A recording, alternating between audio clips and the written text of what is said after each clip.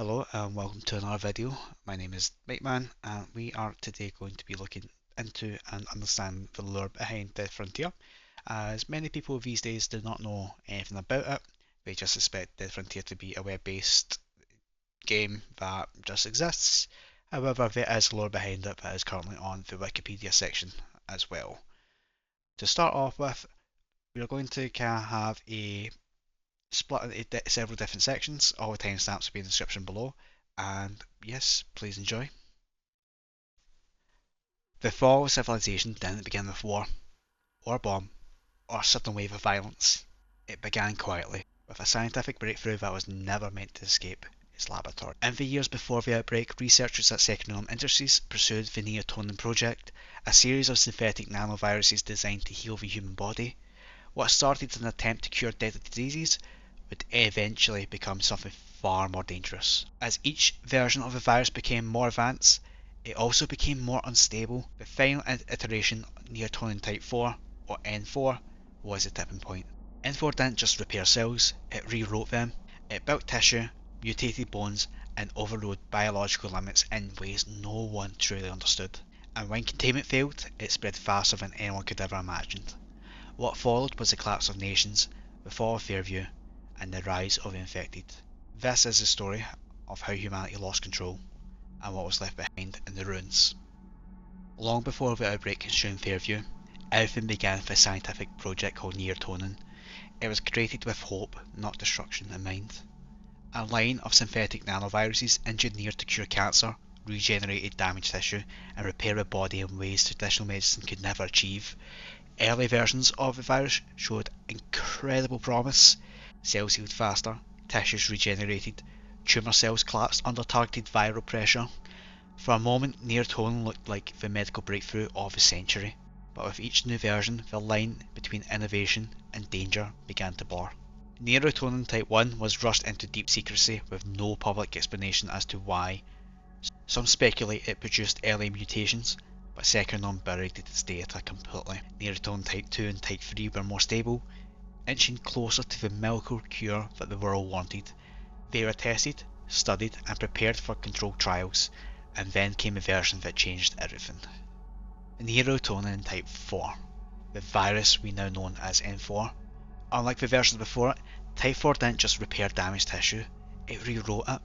It overstimulated the regenerative processes, created uncontrolled cellular growth, and altered biological structures far beyond its intended purposes.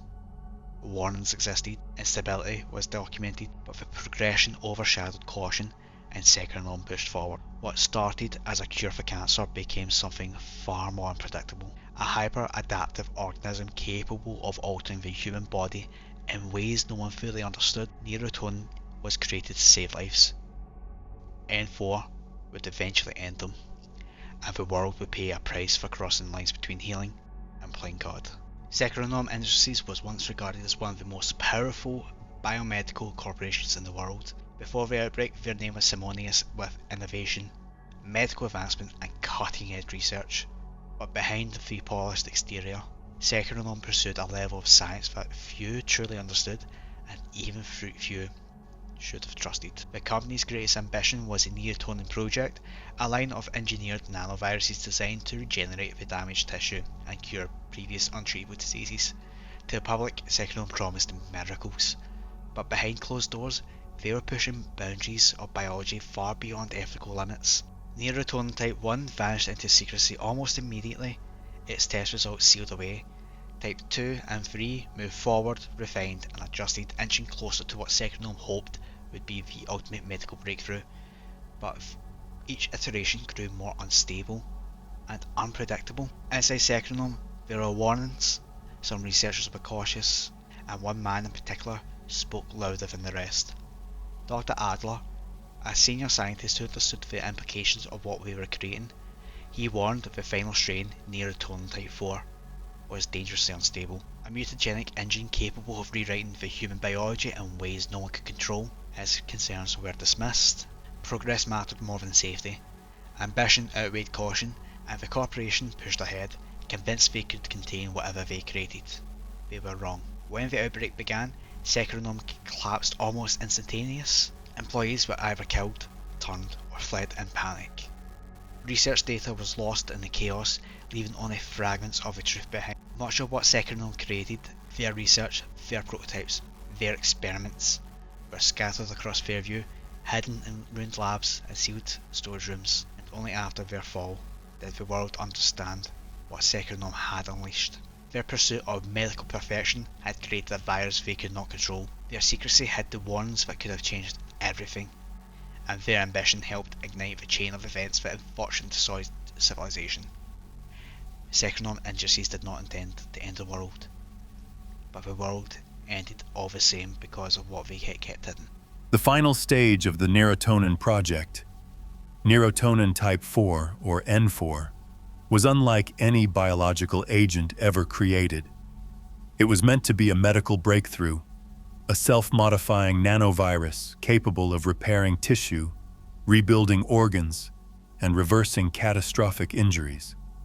But what emerged inside Secronom's laboratories was something far more powerful and far more dangerous. N-4 did not simply heal cells, it rewrote them. Once introduced into a host, the virus triggered an explosive cascade of biological changes. Muscle fibers regenerated and expanded far beyond human limits. Bones thickened and reshaped to support unnatural growth. Pain receptors dulled until the host could function without hesitation or fear. Senses sharpened, reflexes accelerated, and the host's behavior shifted toward a single instinct: aggression. But the most alarming trait of N-4 came after death. Unlike any known pathogen, the virus continued functioning inside dead tissue. It reactivated dormant cells, forced corrupted regeneration, and animated the host in a twisted, instinct-driven state. Death was no longer an end. It became a transformation. As the virus spread, its instability became undeniable. N-4 mutated constantly, adapting to environments, bodies, and pressures with terrifying speed. Each infected host became a breeding ground for new variations. These mutations created entirely new forms of infected, each more specialized than the last. Some grew elongated limbs for reach and mobility. Others developed hardened bone structures. Some became massive, slow-moving juggernauts. Others grew faster, lighter, more violent. No two strains were ever exactly alike. Humanity hadn't unleashed a disease. It had unleashed a living, evolving ecosystem. Attempts to study the virus collapsed almost immediately. Samples changed within minutes. Observed behavior varied with every encounter. And each time a cure or suppressant was attempted, N-4 mutated again, rendering all progress useless. It was a biological engine with no brakes, no limits, and no predictable form. A perfect survivor, living or dead. When containment failed, N-4 tore through Fairview, Europe, and the rest of the world with devastating speed. No protocol, no military plan, and no amount of preparation could stop a virus that learned, adapted, and reshaped itself faster than humanity could understand it. This was the moment everything changed, when medicine became mutation, and a cure became the cause of extinction. The outbreak did not begin with an explosion, a warning, or even a clear sign that the world was changing. It began quietly, with a single breach that spiraled far beyond containment. June 28, 2016. In France, authorities raided a Secronom-linked research facility after reports of illegal experimentation. Inside, they found something far worse: active N-4 test subjects, unstable, infected, and moments from breaking free. During the chaos of the raid, 109 infected individuals escaped. It was the moment the world crossed a line it could never step back from. Those test subjects fled through nearby towns, airports, and transit hubs. Before anyone understood what had happened, reports of violent attacks and impossible symptoms surged across France. Within hours, the infection reached neighboring countries. Within a day, cases appeared in Germany, Spain, and the United Kingdom. International travel turned one accident into a global catastrophe. While Europe collapsed into panic, a second disaster was brewing across the Atlantic. June 29, 2016. Fairview City, USA. For weeks, protests had formed outside the American branch of Secronom Industries. People demanded answers about rumored unethical experiments and the sudden silence from inside the facility. But the truth was far worse than any rumor when communication with the building failed entirely. A SWAT team was deployed. They breached the main doors expecting a corporate lockdown. What they found was a massacre. Something inside had already broken containment. Gunfire echoed for half an hour, then stopped. When the doors finally opened again, it wasn't the officers who emerged. It was the infected. The first wave tore through protesters. The second wave overwhelmed emergency responders. Fairview's streets filled with chaos as the infection spread faster than anyone could react. From June 30th to July 1st, Fairview unraveled. Entire districts went dark. Hospitals were overrun. Families barricaded themselves in homes, shops, and vehicles. Anything that could hold back the infected, most of those makeshift defenses failed. On July 2nd, the military arrived. Convoys pushed into the city attempting to rescue civilians, establish perimeters, and slow the outbreak. They were overwhelmed almost immediately. Helicopters dropped into the streets. Extraction teams vanished without a trace. The infected moved unpredictably, relentless, tireless, and immune to fear. By the end of the week, Fairview was declared a total loss. Those who survived did so only through isolation, luck, or sheer determination. They hid in attics, underground shelters, boarded-up homes, or abandoned shops. The first seeds of the future outpost communities that would come years later. But in 2016, there was no organization, no plan, no hope, only collapse. The events of that week marked the beginning of a world forever reshaped by the N-4 virus, a world where death was no longer an end, and survival became something humanity would have to fight for every single day. By early July of 2016, the world had begun to understand the scale of what it was facing. But by then, it was already too late. The outbreak had spread across Europe in days, carried by travelers, emergency evacuations, and desperate attempts to flee collapsing cities. But the most devastating blow came in the United States, where Fairview City fell faster than anyone expected or was prepared for. When the infected poured out of the Secronom facility, Fairview descended into a nightmare almost instantly. Emergency lines jammed, paramedics and police disappeared into the chaos. Hospitals overflowed and then went dark. Within 24 hours, entire neighborhoods were abandoned. Cars were left in the middle of streets. Doors remained wide open. Homes still had meals sitting unfinished on tables. People fled, or they hid. Most never made it out. By July 1st, the infected had spread into every major district. Smoke drifted between buildings as fires burned unchecked. Sirens echoed from different corners of the city, rising and falling like a grim chorus. Those first hours revealed just how relentless the infected were.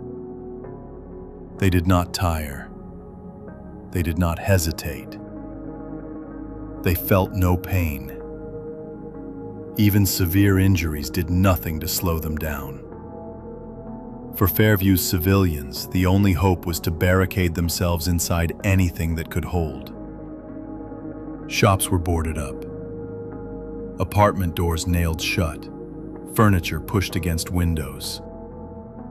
Blocks of houses transformed into improvised fortresses. But the infected broke through them, one after another. When the military finally arrived on July 2nd, it was already too late to save the city. Armored convoys pushed into the streets, attempting rescues and establishing extraction points. But contact with many of those teams was lost within minutes. Helicopters sent into the downtown core were dragged out of the sky. Entire squads vanished in the fog and smoke. The infected moved unpredictably, attacking from sewer lines, alleys, and shattered buildings. By the end of the week, Fairview was declared a dead zone. The few who survived did so through sheer luck, isolation, or by barricading themselves in hidden corners of the city. Small groups formed, in attics, basements, abandoned warehouses, clinging to hope in the ruins. These survivors would eventually form the earliest outpost communities in the years that followed. But in 2016, there was no order, no structure, no plan. Only panic. Only collapse. Only the beginning of a world forever reshaped by the N-4 virus. The first days of the outbreak showed humanity exactly what it was up against. A threat that did not fear, did not negotiate, and would not stop. 2016 was not just the year the world changed. It was the year the world ended. By early 2017, Fairview was no longer a city. It was a graveyard, a sprawling maze of abandoned buildings, burned-out vehicles, and infected wandering endlessly through the ruins. The initial chaos of the outbreak had settled, but the danger had not faded. If anything, the infected had grown more numerous and far more aggressive. What changed was humanity. Those who survived the first wave began to regroup. Families who had barricaded themselves in attics and basements re-emerged. Scavengers crawled out from underground shelters. Small pockets of survivors who had remained hidden for months began to move cautiously through the devastated streets. Their goal was no longer escape. It was survival. The birth of Nastia's holdout. Among the first stable safe zones was a fortified refuge that survivors would eventually call Nastia's holdout. It did not begin as an outpost, far from it. It was simply a structure sturdy enough to hold against repeated attacks. But as the months passed, more survivors found their way there. Scavengers carrying supplies. Medics who salvaged equipment from abandoned clinics. Engineers who restored old generators. Ordinary people searching for some place that felt safe. With each arrival, the holdout grew. Makeshift barricades evolved into reinforced defenses. Rooms filled with beds made from scavenged materials. A crude marketplace formed at the entrance, where survivors traded ammo, food, and medicine. By the end of 2017, Nastia's holdout had become the closest thing to a town Fairview had seen since before the outbreak. The outpost guarding force. The infected never stopped attacking. Waves battered the holdout day and night, forcing survivors to defend it relentlessly. To protect the settlement, a group of volunteers formed the Outpost Guarding Force, the OGF. They were not soldiers. They had no uniforms, no training, and no support. But they had determination. Armed with scavenged firearms, improvised armor, and whatever courage they could muster, the OGF protected the holdout from countless assaults, often risking their lives so others could rest. They became the first line of defense in a city that had none. Attempts to understand the virus. While some survivors focused on defense, others focused on answers. A handful of scientists, some former Secronom employees, attempted to study the infected using any equipment they could salvage. Their findings were grim. N-4 mutated too quickly. Cells adapted faster than they could be analyzed. Every attempt at creating a cure collapsed almost immediately. Some began to believe that the virus was no longer a disease, but a living force evolving with each host it consumed. If that was true, then containment was no longer possible. A year of harsh stability. Despite constant fear and danger, 2017 became known as a year of fragile stability. Survivors established routines, scavenging during the day, barricading at night, trading resources, avoiding heavily infested districts, mapping safe routes between shelters. People learned the habits of the infected, the patterns of their movement, and the zones best avoided. But beneath the surface, signs of something new began to emerge. Strange corpses were found in alleyways, distorted, unnatural. Some scavengers reported seeing infected that looked different, faster, stronger wrong. It was subtle at first, but unmistakable. The virus was changing again. And the year that followed would reveal just how far N-4 was willing to evolve. By 2018, survivors had adapted to the new world. Fairview was still dangerous, still flooded with infected, still scarred by the outbreak. But people had begun to learn its rhythms, its patterns, its rules. That fragile balance ended the moment the infected changed. It happened slowly at first. A scavenger would spot an infected that moved strangely. A guard would shoot a zombie that seemed unusually strong. A corpse would be found with proportions that didn't match any known strain. Most dismissed these sightings as stress, exhaustion, or tricks of the light. But then the first true mutations appeared. Infected that were no longer simply reanimated humans, but something new, the green mutants. The earliest reported variants were identified by their sickly, almost luminescent green skin. Firearms that once stopped regular infected suddenly required multiple shots. These creatures healed faster, moved more aggressively, and displayed a kind of brutal resilience that shocked even the most experienced survivors. The infected were no longer uniform. They were adapting. The long-limbed mutation.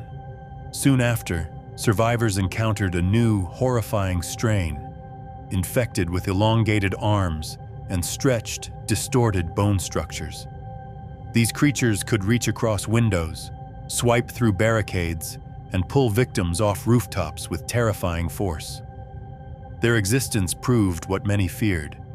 The virus was no longer just operating inside the body. It was reshaping it. Bones grew in unnatural directions. Muscles regenerated into new forms. The infected were changing their anatomy to hunt more efficiently. Fear spreads through the outposts. Rumors traveled quickly between scavengers and outpost guards. I saw one climb up a wall. It reached further than a person should. I emptied a mag into it, and it kept coming. People realized that the infected they had learned to survive against in 2016 and 2017 were no longer the same creatures roaming the streets now. If the virus could mutate this drastically after just 2 years, what would the next decade bring? Attempts at scientific understanding collapse. Scientists tried to study these new forms, but the mutations were too unpredictable. A sample taken one day would behave differently the next. N-4's instability made it impossible to categorize or analyze consistently. Survivors began to describe the virus not as a pathogen, but as a living system, one that learned, adapted, and corrected its own weaknesses. The patterns of infection no longer resembled a disease. They resembled evolution. The turning point. 2018 became the year survivors realized that N-4 was not stagnating. It was growing, changing, perfecting itself. And the infected, once feared simply for their numbers, were now feared for their forms. Each new mutation a reminder that humanity was no longer fighting a single enemy, but an ever-shifting ecosystem of horrors. From this point onward, Fairview would never again feel predictable or understood.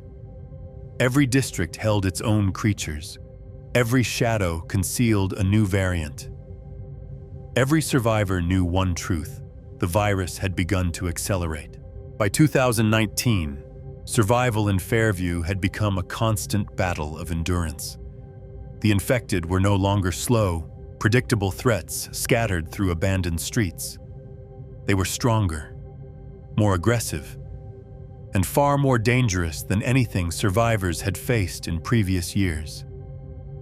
The mutations that first appeared in 2018 did not stabilize.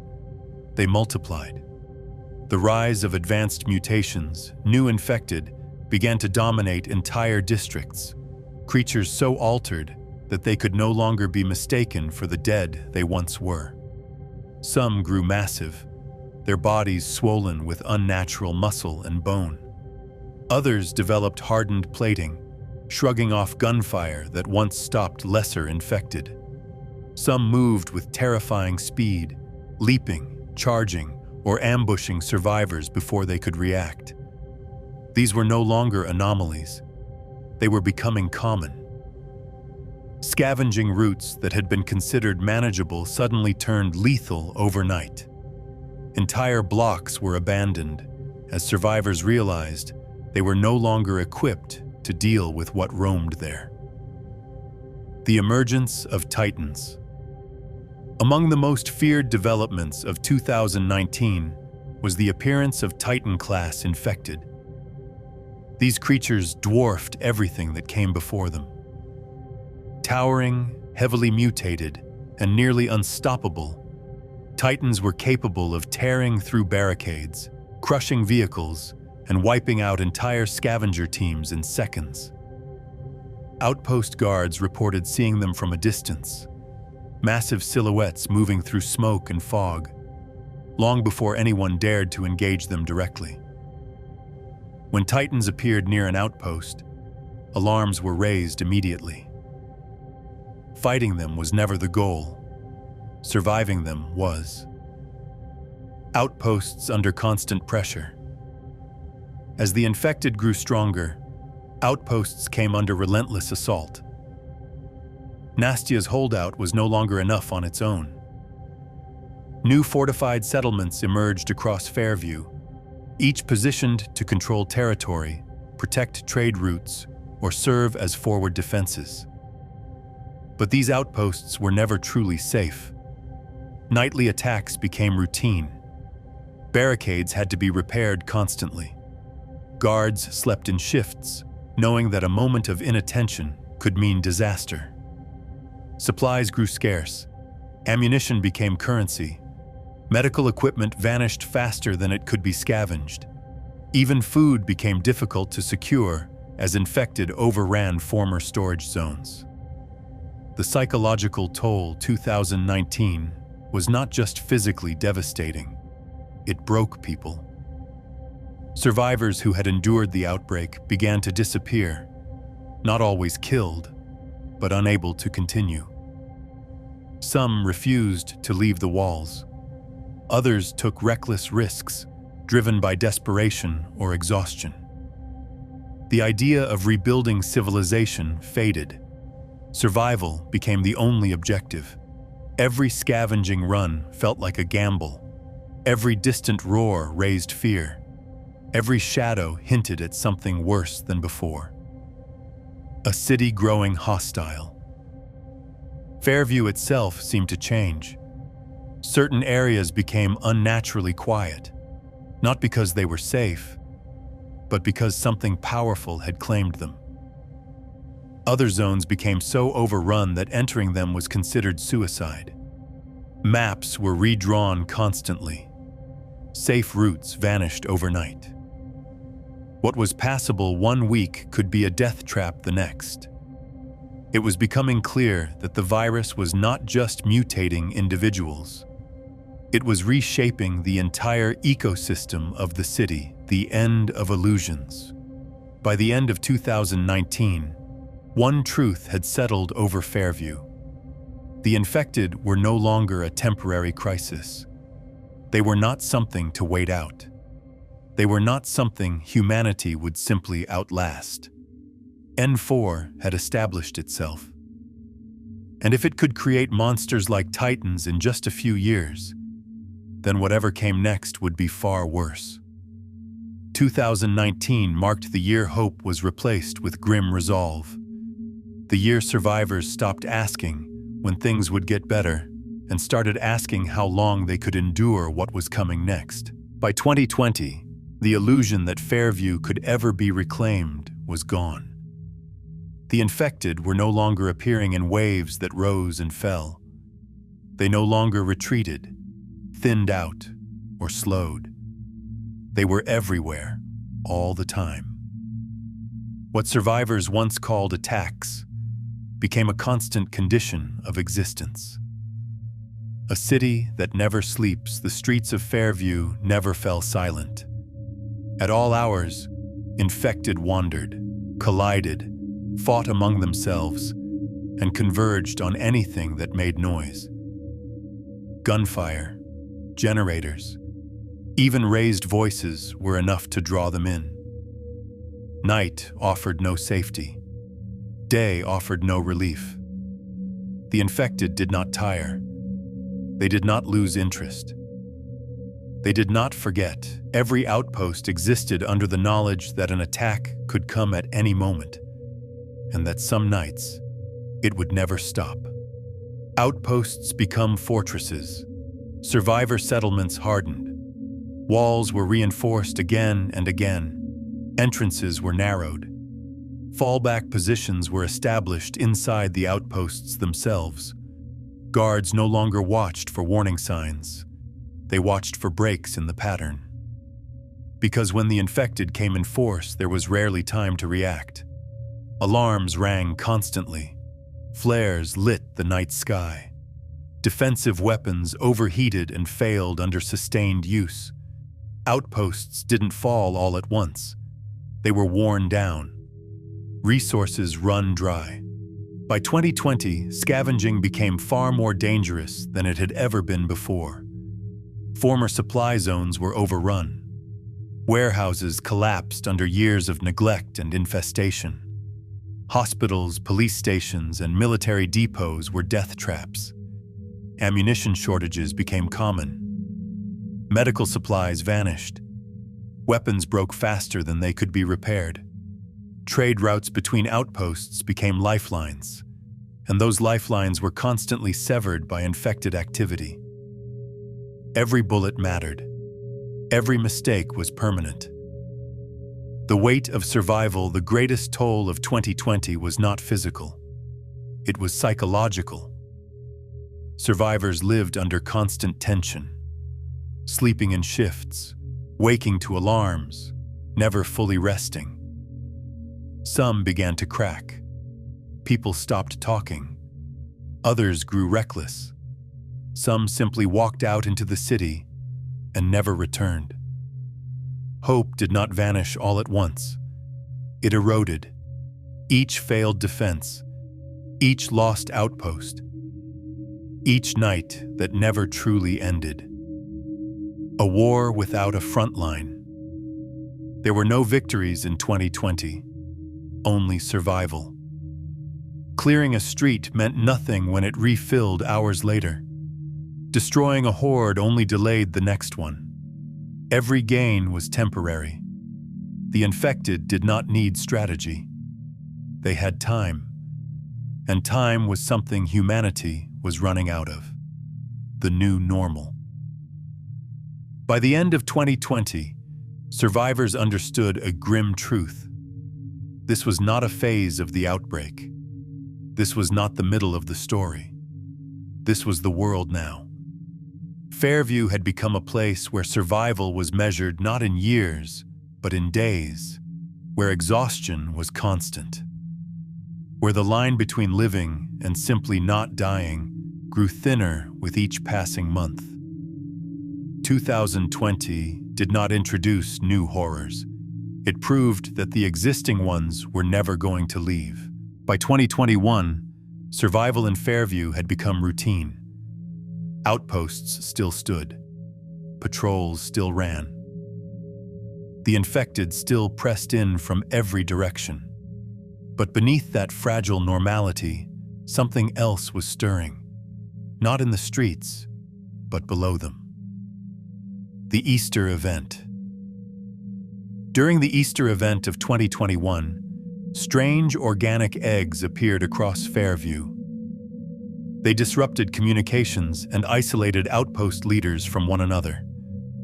That isolation was deliberate. It was how Dr. Peters returned. Dr. Peters gravely wounded and barely coherent, Peters spoke in fragments. "I needed to speak to you alone. The eggs isolated you from the other outpost leaders. My remaining eggs are around here somewhere, but I don't remember where." His memories were broken, but his warning was not. The truth behind the outbreak. Peters spoke of Dr. Adler, the commander, and an organization that wanted him buried. They wanted to bury me like the rest of them. The outbreak was never meant to happen. It started out as a cure for cancer, but someone had a bigger agenda.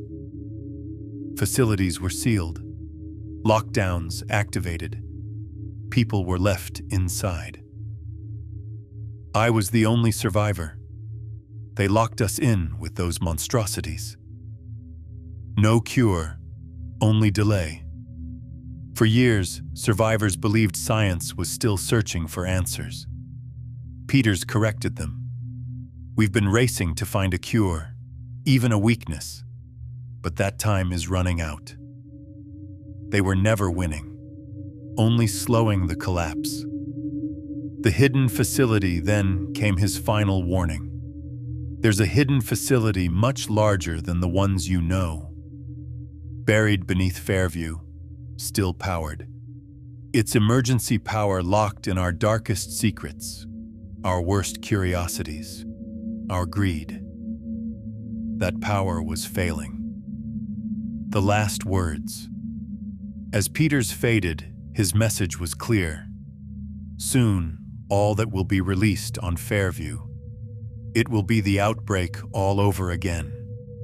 Moments later, Dr. Peters was gone. What 2021 changed. After the Easter event, Fairview felt different. New mutations appeared.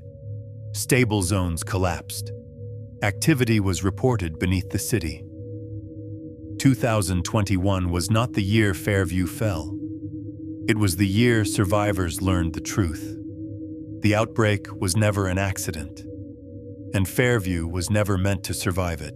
By 2022, advanced mutations were no longer rare. Green-tinted infected appeared more frequently. Long-limbed variants became common. Heavily bloated infected showed extreme resilience. This was not natural evolution. It was acceleration. Certain districts became exceptionally dangerous.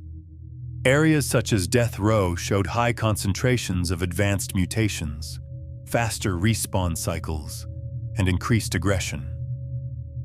Few survivors entered these zones willingly. Fewer returned. Outposts remained standing, but under constant pressure. Defenses failed more often. Repairs never stopped. Fatigue spread. There was no single collapse, only steady erosion. By 2023, survivors understood the truth. Weapons improved, implants advanced, tactics adapted. But the infected adapted as well. Territory could no longer be reclaimed, only held. Fairview was no longer a crisis waiting to end. It had become the environment itself. By 2024, Fairview was no longer the only focus. Survivors began pushing outward. Raven Ridge. Beyond the ruined city, a forested region was discovered. It became known as Raven Ridge. The area offered new ground, but not safety. Dense woodland limited visibility. Infected moved unseen between the trees. The terrain itself became a threat. Camp Valcrest. Within Raven Ridge, an outpost was established. Camp Valcrest. It served as a forward position, a foothold beyond Fairview's borders. Supplies moved through it. Scavenging routes expanded. But every gain came with risk. New territory, new danger. Raven Ridge did not reduce pressure on Fairview. It increased it. Infected adapted to the forest environment. Encounters became closer and more sudden. Retreat was often impossible. Expansion brought opportunity and new ways to die. What changed by the end of 2024? Survivors understood. Leaving the city did not mean escaping the outbreak. It only changed the shape of the fight. Fairview was no longer the limit, but nowhere beyond it was safe. Fairview still stands, not because the outbreak was defeated, but because it was contained. Outposts endure through constant pressure. Walls are repaired as fast as they are damaged. Patrols never stop. Every street beyond the gates remains hostile. Every expedition carries risk. Every return is uncertain. There is no cure, only delay. The infection continues to adapt. New mutations emerge. Old threats never disappear. Survival is no longer about reclaiming the world. It is about holding ground. One outpost, one perimeter, one night at a time. Fairview did not fall, but neither did the outbreak. And as long as the infected remain, the dead frontier remains.